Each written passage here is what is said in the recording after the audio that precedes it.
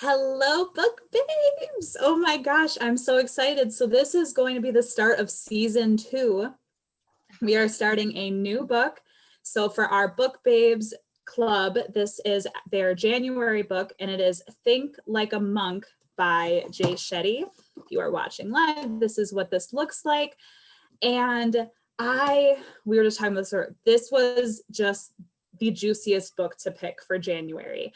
This is, if you haven't heard Jay Shetty speak before, that is how I personally found him, was his videos on YouTube.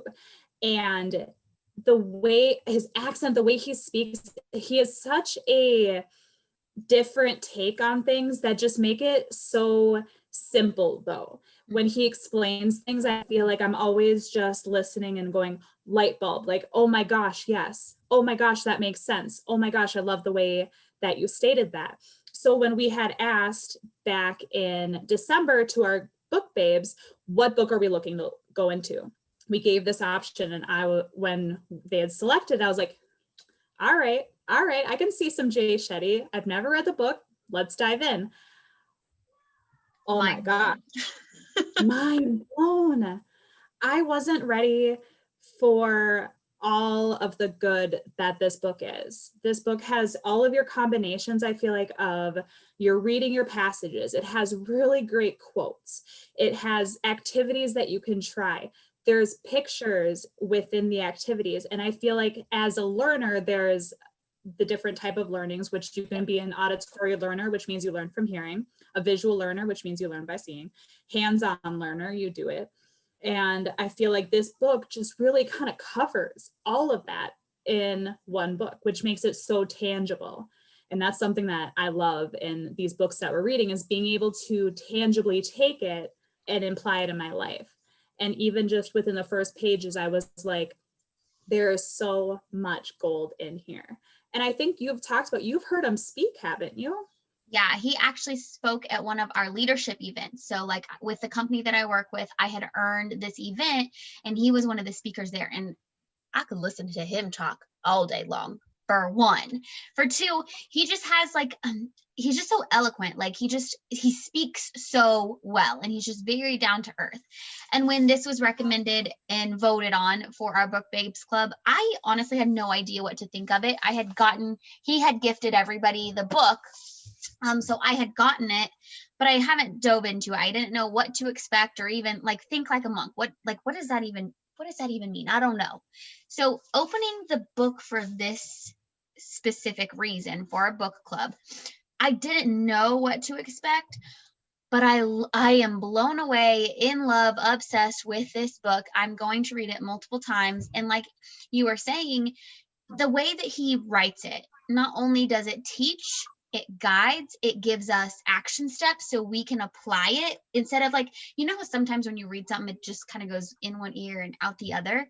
But with this book, you get to take it and you get to use it in your life today, this second. And he really gives you that. But what I love most is his grace. He tackles things like identity and purpose and negativity and fear, but he does it in a way not to shame you, where some books that I've read in the past, it's like, oh, fuck, okay, that's me, sorry, my bad. And it kind of feels shameful and it feels dirty. But here you say like, oh, that's me. And then he tells you like, it's okay if that's you, because that's normal. And then he walks you through how to make those changes, or what to do to overcome that obstacle. And I really, really, really loved the grace that he gives as he writes this. I'm in love with this book already. Definitely. And he quotes in the introduction to Albert Einstein, and says, if you can't explain something simply, you don't understand it well enough. And I feel like that's kind of the premise of this book. When he talks, when he's speaking these lessons, it's just so simply put. And it doesn't seem like it's these big abstract ideas. I feel like he just narrows down focus, and he, like you said, does such a good job in not shaming, in saying ways that, this is normal for you to think. And it's almost like an elevated, like your next level of thinking. Yep. And it's kind of funny because, like you said, when you hear Think Like a Monk, you're like, okay. And I had been speaking with my dad about my upcoming projects and how we were reading this book. And I told him, think like a monk. And my dad stops. He's like, what are you going to learn from a monk? Their job is doing nothing, Hannah. You're going to learn how to do nothing. And it is, my dad's just blunt like that. And I love him for it. But it kind of like almost put that thought in the back of my head. I'm like, you know, you're right. What is in store for this book? And I wasn't ready for all of the insight that he gives you on your thoughts. And how he breaks it down is he has 3 parts of his book. So part 1 is let go, part 2 is grow, and part 3 is give. And so for the first part of part 1 is identity, which is I am what I think I am. And just instantly when I read that, it's just, I still get goosebumps, like how powerful it is. Like, you are what you think you are. Whatever energy you're going to put in there, that's what you have. And just that power and putting that power back in you just instantly in the first like chapter section, I was like, all right, I'm listening. Well, and I think that that's the interesting thing is he really goes into like helping you discover your identity, because if we're being honest, we all are lost identities. We don't know who we are. And that's just truth. And in it, he talks about, I'm not what I think I am, and I'm not what you think I am. I'm what I think you think I am. And that's written by Charles Cooley. And I was like, oh, wait, what?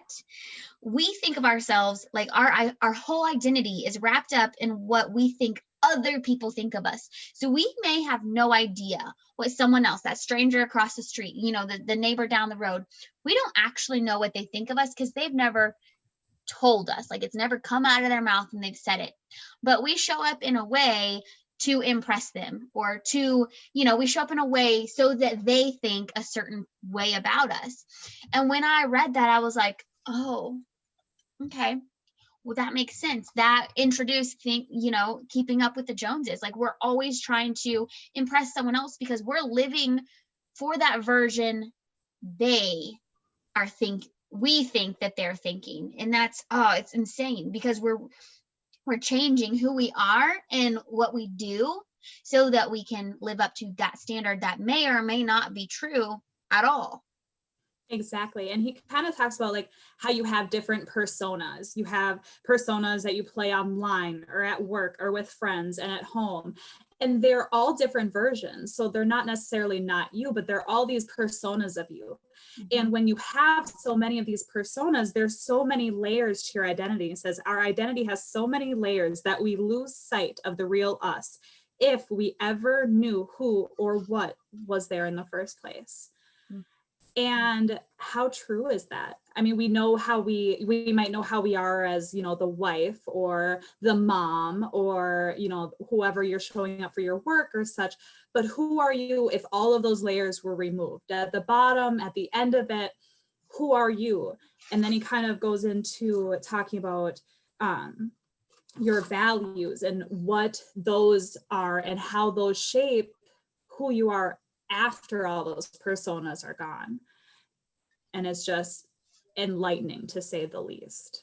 Absolutely. And I think like this has been something that I have faced in my own life, like really trying to discover who I am, because especially like when I focus on my self-growth, I always kind of am centered at that question of what makes me happy? Like, who am I? Like, who is this person? And in here, a quote that really spoke to me was, he says, how can we recognize who we are and what makes us happy when we're chasing the distorted reflection of someone else's dream? And it was really kind of the gut punch to myself. Like, my whole life I've lived for other people. Like, as the older child, I've always wanted to impress my parents. I've always wanted to live up to their standards. I've always wanted to follow the societal ladder and do all the things that I have to do so that I don't disappoint other people, whether or not I wanted to. And like, I don't know why I've done this or grown up to be this way, but it's something that I have to recognize. Like, I'm never going to know what makes me happy if I'm not willing to really discover that and like lean into that. So I just thought that was super interesting. And then I love how he says on page 5, when you try to live your most authentic life, some of your relationships will be put in jeopardy. Losing them is a risk worth bearing. Finding a way to keep them in your life is a challenge worth taking on. Because here he's talking about kind of figuring out his own values and really taking in the opinions of the people that he loves. He said, luckily to my developing monk mind, the voices of my parents and their friends were not the most important guidelines when I was making a decision. He still respected what they had to say. He still listened to them, but he had to get to the core of like what his values were and where he was going, to ask himself, like, okay, this is what they say, but is that true to me? Is that true to my future? Is that true to the human that I am? And really giving himself the grace to own his own life and be okay with his own values, even if they differed from other people. And I think when you're trying to kind of uncover your own happiness or your own values or what you want in life, I think that that's a really powerful, knowing that you can discover who you are, even if the people you love may or may not agree with that. And that doesn't mean you have to cut them out, because a lot of the times you hear in other books or podcasts, you hear like, well, cut out those people, cut out the negativity, like bye. But in here, it really helps me balance, like I can still be my own person, disagree with other people, and still have that relationship intact. And I think that's a huge eye opener for me. Definitely. And I think that what I love is when we say, your values, I think that he doesn't leave it there. He goes more into it, and he just talks about how guiding values are the principles that are most important to us and that we feel should guide us, who we want to be, how we treat ourselves and others. Values tend to be single word concepts like freedom, equality, compassion, honesty. That might sound rather abstract and idealistic, but values are really practical. They're kind of an ethical GPS we can use to navigate through life. If you know your values, you have directions that point you toward the people and actions and habits that are best for you. Love that. And I just love his in-depth look at that, because that's it. And it's not whether he doesn't mention negative values or positive values. It's just, those are, like you said, your GPS. Those are how you navigate life and what you find that you don't like and what you do like. And that is kind of how you go through and you find who you are. And he talks about like where those values come from, because like he says right away, those values don't just come to you in your sleep. Yep. And a lot of the times, they're usually impressed upon you by your parents or your grandparents, or maybe it's your boss or your spouse or some other significant family member. And it's kind of that uncomfortable spot of, are these values actually aligning with who I am and who I really truly want to be? Or is this easier because it was impressed upon me? And he goes through and talks about kind of auditing, and he even has like a try this activity of, where do those values come from? And it's the idea that you are going to like list the values that are important to you, whether that's like kindness or your family. And then where did that come from? Like, did that come from maybe like your parents? Did it come from the media? Did that come from school? And then checking, is it true to you? And I just love the idea of, I'm always a big self-audit person, because I feel like it's just an important habit to be in. Absolutely. But I've never thought about auditing your values and where they're coming from. That's just not something it was previously in my scope of thinking. And like I said, even to take it the step farther of, you can list off your values, and then it gets a little like, okay, well, where did you get it? And it's like, okay, well, that's making me think even harder. And then it's really questioning, is this even aligning to you, or are you following it because of X, Y, and Z? Yep. And I thought that was just such a powerful thing that I had never thought about before. Absolutely. And I think one of the most impactful things from this chapter for me, because I am a visual person, is the example that he shared with us, just the reflection in the mirror. And this was huge, because he goes off to the, what do they call it? The ashram? I don't even know. Ashram. Yeah. And he goes there to train, and he's gone there, a week here, a week there. And then he really wants to dive into this further. While he's doing this training, one of his teachers really takes him in front of a mirror, literally a mirror, and it's covered in dust. And he's like, what do you see? And he's like, there's a dusty mirror, right? And he's like, well, if you look harder, there's your reflection. Your reflection's covered in dust, and that dust is the noise of the world around us. Opinions of your friends, opinions of your parents, media, school, all these outside noises that are around. And if you could really clear your thinking and clear the noise, and you're cleaning that mirror, you're going to see the true person underneath all of that dust. But in order to get there, you really have to clean up that around you. And so he talks about, like, we can't address our thoughts and explore our minds when we're preoccupied. So it's really cleaning up that mirror, uncovering our values, figuring out what they are, what's true to us, who we really are deep down. And that's not an overnight process. That's not something that's just going to happen like that. But like you said, the auditing of your life, that's incredible. I'm with you on the self-auditing. I think reflection is key to growth. And the only way that you're going to get there is like daily, weekly reflecting on, what you're doing, what you're saying, how you're spending your time. I think that's huge.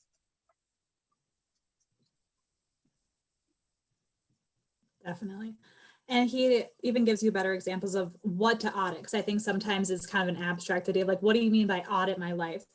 And he kind of talks about like auditing your time, like, where is your time going? And we've talked a lot about that back in the Happiness Project, especially about making sure that you're intentional with your time. What are you doing with this time? Are you sitting there and just kind of mindlessly scrolling through your phone when you should really be doing X, Y, and Z?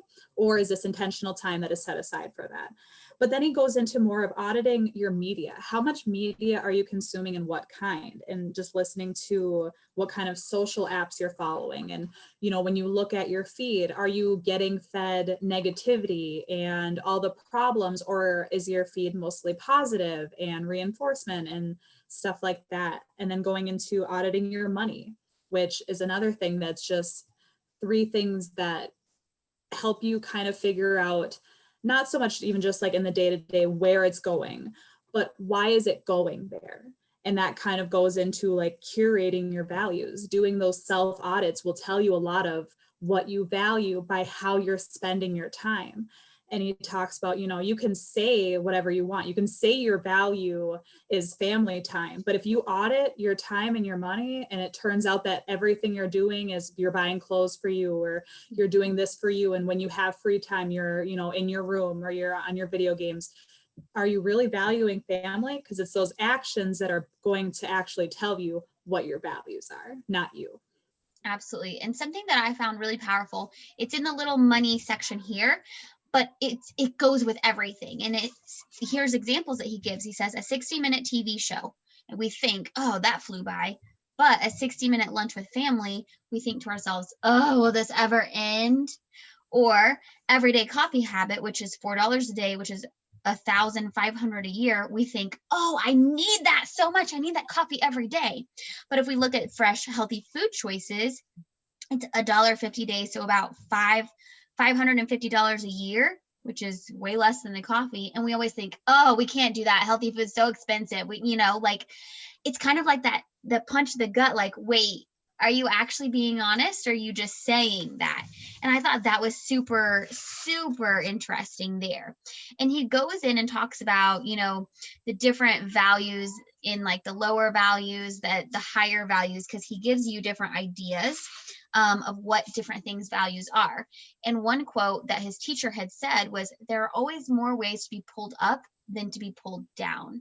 And I think a lot of the times we focus so much on the things that pull us down. We focus our energy on greed, lust, anger, ego, illusion, envy, instead of looking for those higher values.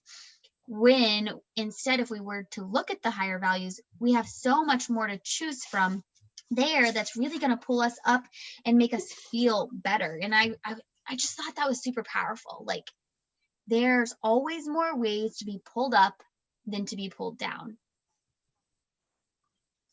Yes. And just for number purposes, he lists almost over 23 positive and higher qualities, such as like fearlessness or gentleness, integrity, determination, all those. And there is a narrowed down 6 lower values, 6, like it's to that science of 6. And like you're kind of listing, there are things that we've always heard. They're almost like, this term of the 7 deadliest sins, Yep. where it's greed, lust, anger, illusion. And I love that he broke it down so easily. And like you said, there's a million ways for you to build yourself up. And I think that it's kind of funny just in anything that you find, there's always more positive than negative, but sometimes it's just really easier to cling to that negative. Absolutely. And just, clinging to how he says, we humans cling to stuff, people, ideas, material possessions, thinking it's unnatural to purge, but letting go is a direct route to space and stillness. And that was the first thing that kind of made me stop and go, oh, okay. I hear you. It makes sense. And I love this little section where it's filter the OEOs, don't block them. And that stands for opinions, expectations, and obligations. And really being able to filter through the noise of all of those.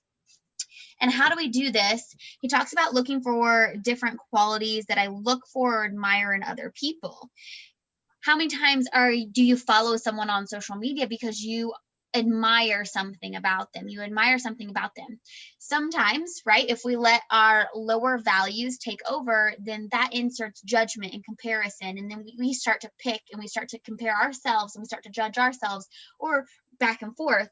But if we would instead use, the positive values and look at that person and ask ourselves, okay, what do we love about that person? Like, what inspires us? What draws us to that person?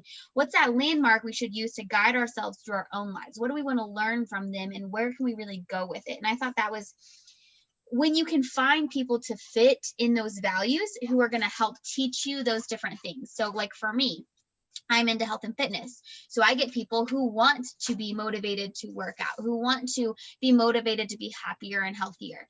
And they can look at me and I can share all these things. But at the end of the day, if they don't use me as the teacher or the guidepost for them to learn it on their own and actually take it in and go somewhere with it, then they're always going to be caught in that spot, right? So really look for those things that you want in other people, those landmarks, so that you can learn from that teacher, take it in, figure out what you need in your life, and then learn from someone else. And just surrounding yourself with all those people you want to learn from, kind of like mentorship. I thought that was super, super powerful. Definitely. And then he goes in kind of in this activity of a companion audit, and kind of looping back to what I said, like the things that he asks you to audit are things that you normally don't think about. And he just goes through like, make a list of all the people who you spend the most time with, and then ask yourself, what kind of values do these people have?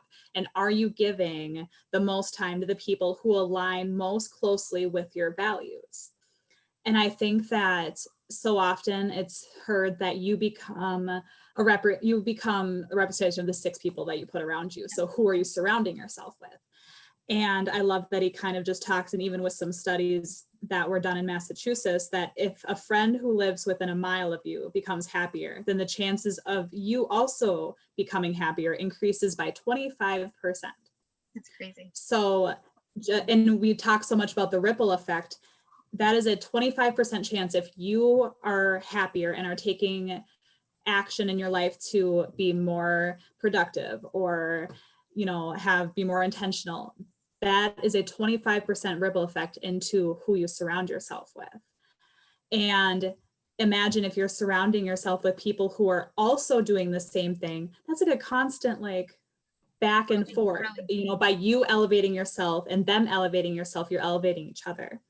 Absolutely. And then just in the last little bit, he talks about who you talk to, what you watch, what you do with all of your time. All these sources push values and belief. If you're going to just go from one day to the next day without questioning your values, you'll be swayed by what everyone else, from your family to hordes of marketing professionals, wants you to think. When you give yourself space and stillness, you can clear the dust and see yourself, not through others' eyes, but from within. I love that. And something that I took away from this whole chapter, obviously it made me stop and question, oh, this is something I've never asked myself before. What are my values? Who who am I? Like, where do I even start with this? And he has great tangible things and tasks that you can do to discover this for yourself. But I think the thing that is going to walk away with me, that's the most powerful, is this simple question. Does this fit my chosen values, or those that others have selected for me? So when I'm in a situation, and I can literally ask this at any time, at any part of my day, I can ask myself, okay, does this fit my values, or is this something someone else has told me I should be or do, right? So it's like that gut check, and you can constantly be asking yourself that question to really grow and figure out and navigate through it. And that to me is like probably the most powerful sentence from this whole chapter that I know that I'm going to move forward, and I already have since reading this. Definitely. And then is this the dust or is this me? Mm-hmm. And I love, because I feel like the story of him in the ashram talking about wiping off the dust and, you know, kind of like coughing. And I mean, as humans, haven't we all like seen something really dusty and like wiped your finger across it? Like I can so vividly picture him like wiping all this dust and having it like pile up on his hands and get in his face. And then underneath all of that, and that's uncomfortable. And he talks about how it's not fun to clean off the dust. It's not easy. Like, you know, it's uncomfortable.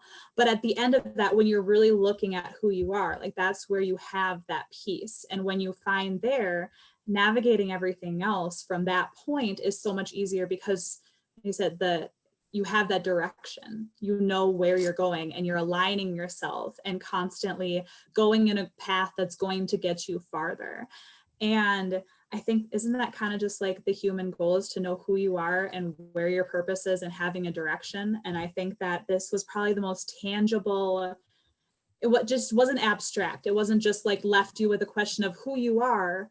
Okay, go drink your water and, you know, budget and stuff like that. It was really getting to the core of who are you, and asking it another question after that. Who are you, and is those values who you really are, or is that impressed upon you by somebody else? Gold. Pure gold. Love it. My mind was blown, like completely blown.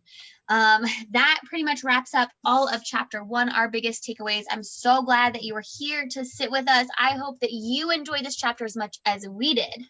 I would love if you had any takeaways to please comment below, share with us, share on your social media. We always love to hear what you think of it too. And I'm most interested in what your values are. And maybe you don't know them yet, because I haven't sat and really dug in to know my values yet, but it has me thinking of different things like, okay, is this a value to me? Is this a value to me? So I would love to hear what some of your key values are. Yes, definitely. And definitely tag us, share this with friends, and let us know what you guys are loving.